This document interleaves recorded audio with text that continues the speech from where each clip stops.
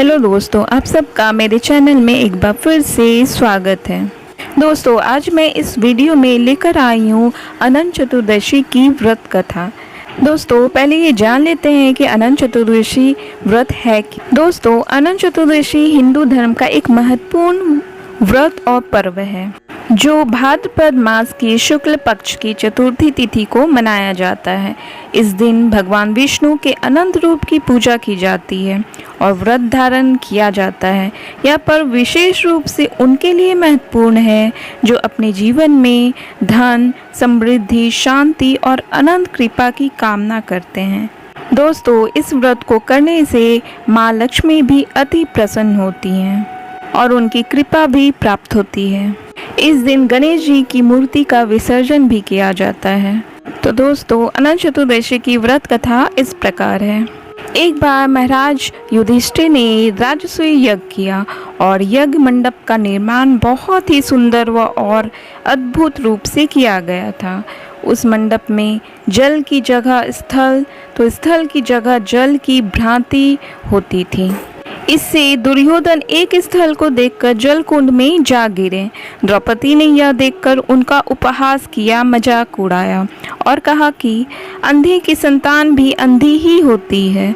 इस कटु वचन से दुर्योधन बहुत आहत हुए और इस अपमान का बदला लेने के लिए उसने युधिष्ठिर को जुआ खेलने के लिए बुलाया और छल से जीतकर पांडवों को 12 वर्षों तक का वनवास दे दिया।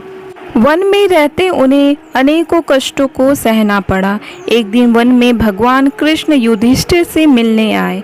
युधिष्ठिर ने उन्हें सब हाल बताया और इस विपदा से निकलने का मार्ग भी पूछा।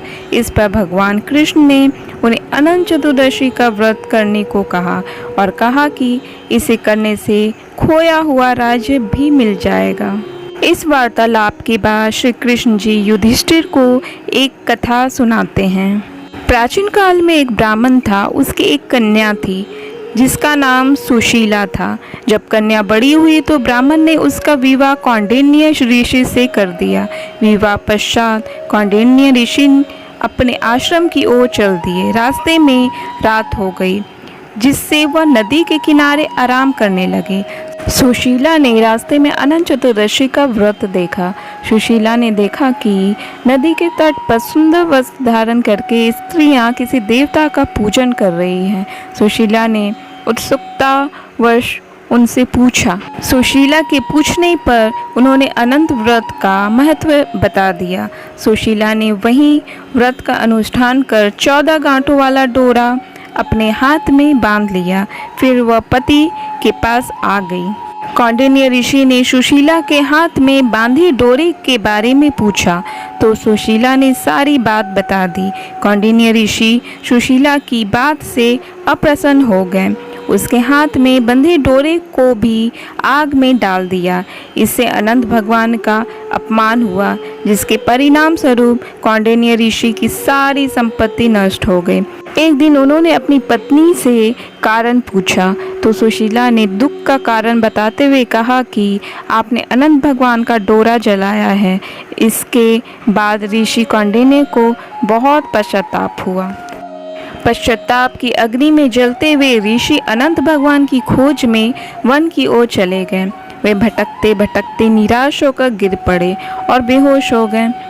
भगवान अनंत ने उन्हें दर्शन देते हुए कहा कि मेरे अपमान के कारण ही तुम्हारी यह दशा हुई और विपत्तियां आई, लेकिन तुम्हारे पश्चाताप से मैं तुमसे अप्रसन्न हूँ। अपने आश्रम में जाओ और 14 वर्षों तक विधि विधान से मेरा यह व्रत करो जिससे तुम्हारे सारे कष्ट दूर हो जाएंगे। कौंडिन्य ऋषि ने वैसा ही किया और उनके सभी कष्ट दूर हो गए और उन्हें मोक्ष की प्राप्ति भी हुई। श्री कृष्ण की आज्ञा से युधिष्ठिर ने भी अनंत भगवान का व्रत किया जिससे पांडवों को महाभारत के युद्ध में जीत मिली। दोस्तों, वीडियो को लाइक और सब्सक्राइब करना बिल्कुल ना भूलिएगा।